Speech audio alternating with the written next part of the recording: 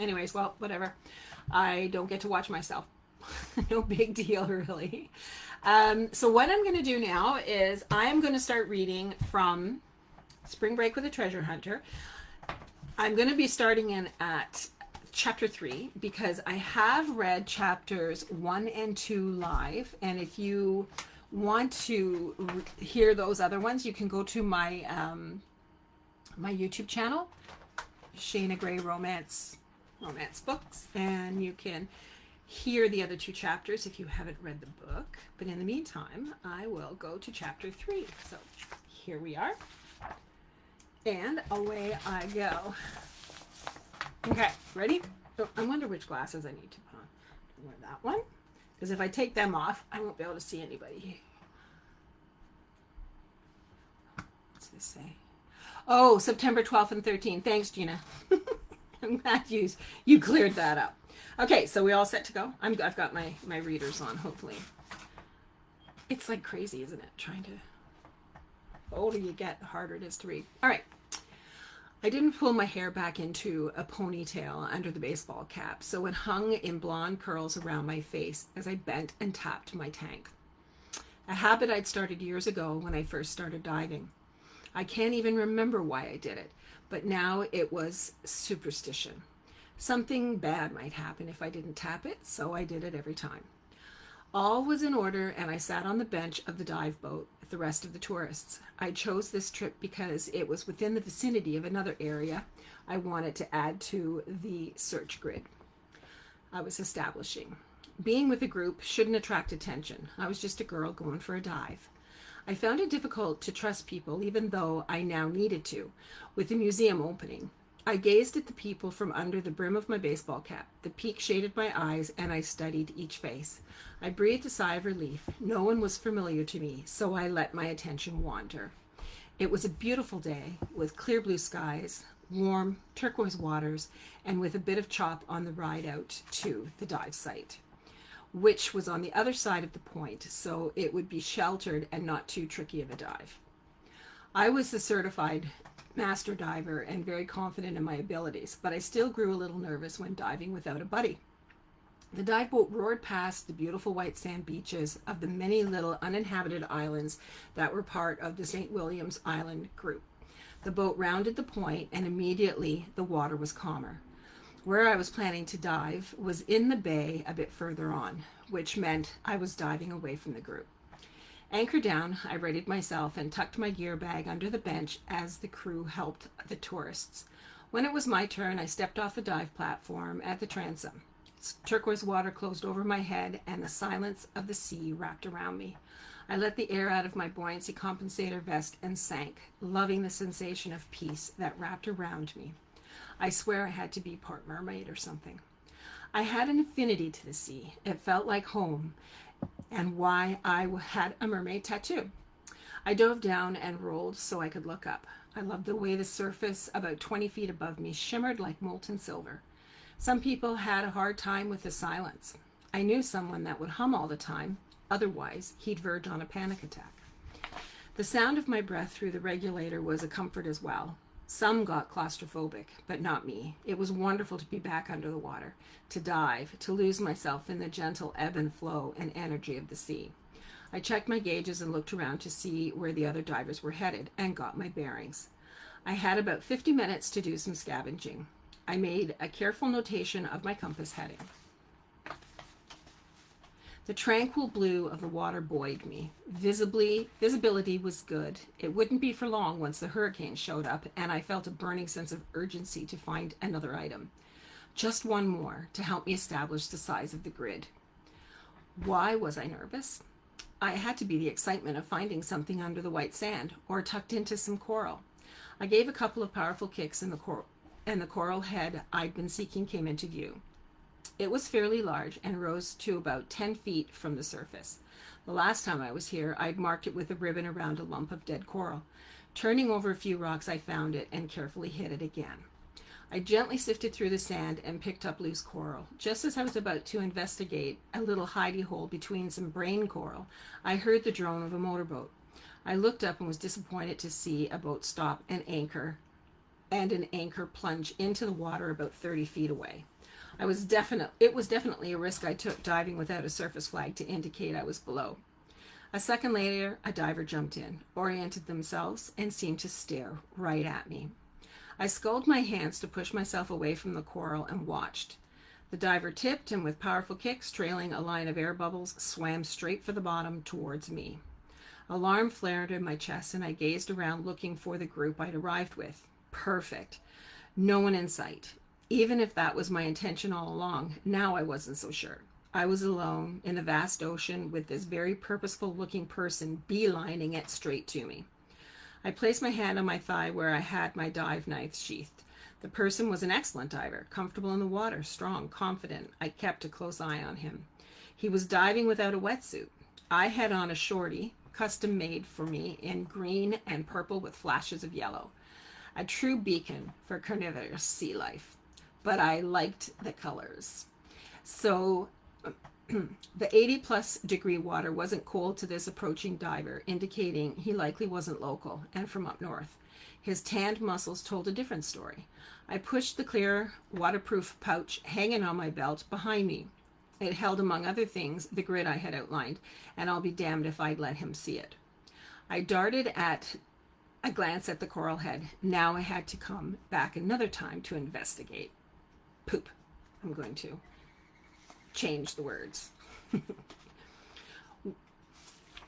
When he discovered Daisy was diving and where, he'd secured a speedboat and dive gear in order to meet her.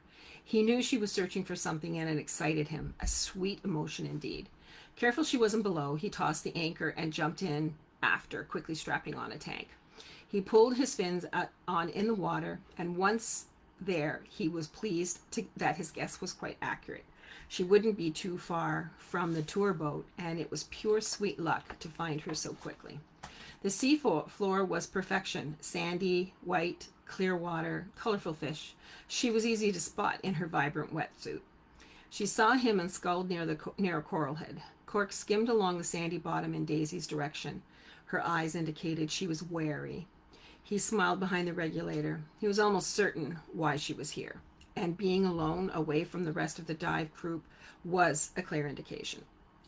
He was eager to find out. He saw the waterproof bag attached to her belt, even though she tried to keep it hidden behind her. Had she found something already? The coral head was large and had a lot of nooks and crannies where treasure could hide. The sea wasn't too deep here, and coral rimmed the sea floor in an edge of a deep gulch. Cork kicked over to the edge and peered over. It fell away into dark indigo blue depths.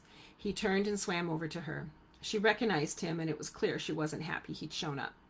But he saw a flash of delight when she recognized it was him. Then it vanished when he pointed to the reef. Her eyes narrowed, and he crooked a finger for her to follow. She looked at her dive watch and held up her hand with her fingers spread wide. She had 10 minutes left. He nodded to her when she swam over to the reef, and she was beside him. Checking the time. Okay. Cork's heart thumped in his ears. He was exhilarated, partly because of the dive, looking for treasure, but mainly because of Daisy. She did something to him, and he'd realized it the other night at the fundraiser. He was hell-bent on finding out why. Perhaps he just had to bang her and get it out of his system. Likely that's all it was, but either way, he was intrigued. He glanced down, seeing a break in the coral.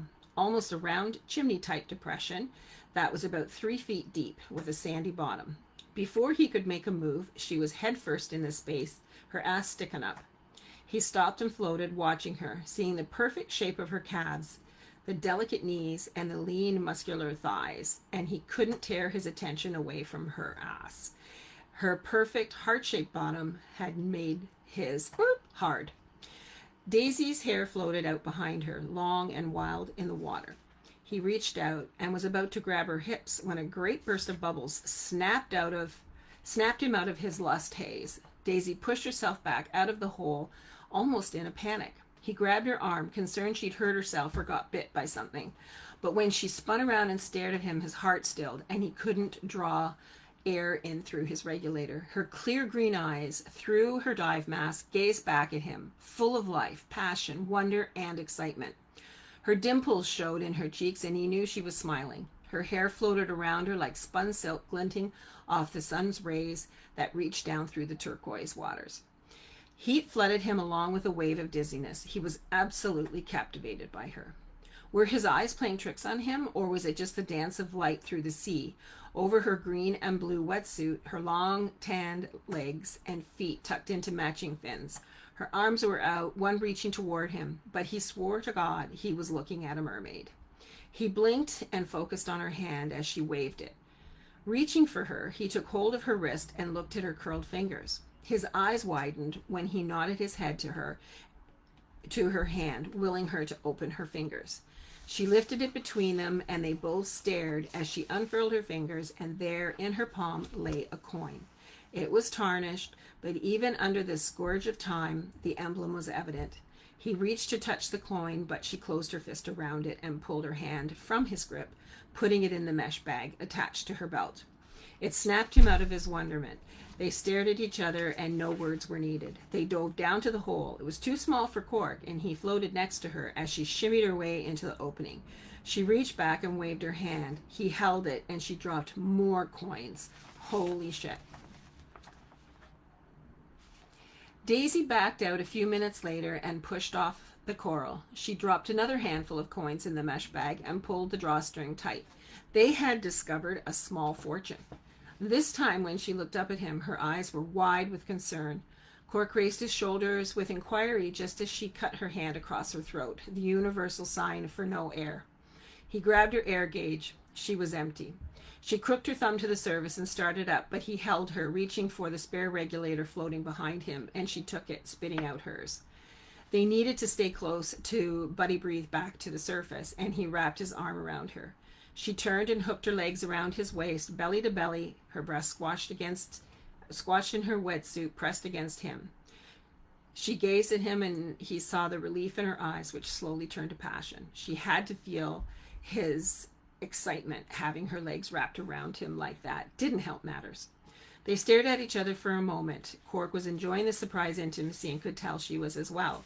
She blinked, and it powered him into a response. There was no time to get her back to the dive boat, and he decided to take her to the boat he'd rented and back to the marina himself. He held her tight, liking how she wrapped herself around him, however awkward it was with the dive gear on, and he carried her up. They broke through the surface. She dropped the regulator and pulled down her mask. Oh my God, she threw back her head and yelled a great whoop, which had him smiling like a fool. She treaded water, totally forgetting to fill her flotation vest, so he reached over and did it for her, then filled his. Can you believe it? Oh, wow. She was breathless, and the look of pure joy on her face thrilled him. Well, it appears you've made a significant find. He took her hand and pulled her toward the speedboat. He was thrilled she allowed him, and a powerful urge to protect her overcame him. Yes, it seems so. I have to come back here, she gulped when a wave splashed over her head. Let's get aboard. He pushed her to the ladder. She grabbed it, reached down, and removed her fins, then tossed them on the boat. He hadn't realized just how in shape she was until she climbed the ladder, her tanned flesh shining as the sea ran in rivers off her. The muscles were taut and very shapely. The wetsuit covered her from shoulders to hips, but he was determined to get it off her as soon as he set foot on deck. She was talking a blue streak, and Cork listened, letting her have a moment of glory. I have to secure the site and get more funding. Oh, wait, I may not need to now. She nodded to herself and chatted like a parrot as she stripped off her tank. I haven't counted the donations yet, but hopefully they'll help with this new search and filing the salvage claim. Clearly she hadn't seen the check he'd put in there last night. He took her hand and strapped it in place. He took her tank and strapped it in place along with his, storing away their gear for the ride back. Oh, God, after all this time, I finally have proof.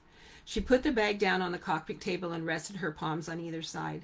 Look, just look at that, she said, her voice full of wonder. It's the most beautiful sight I've ever seen. She glanced up at him. Don't you think so? He smiled and shook his head. Sorry, no, it's not.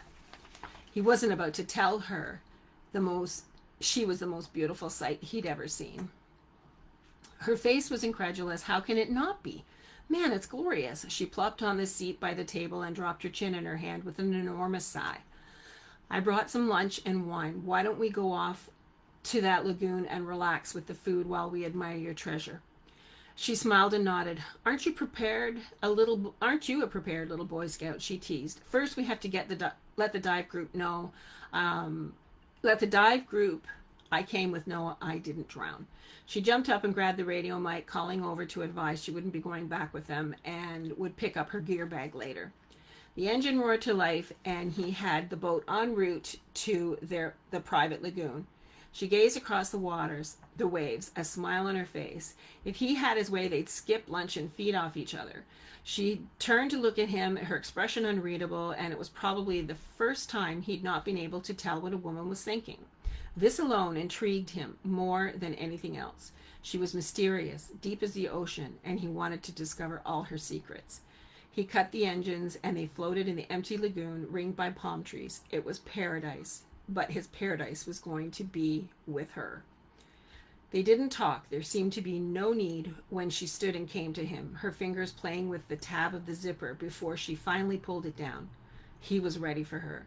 Daisy tipped her head and smiled, reaching up to push the wetsuit off her shoulders. She began a little striptease for him. He smiled, standing like a love-struck teenager while she tempted him. And that's as far as I'm going to go. So that means you'll have to go and get the book to read more.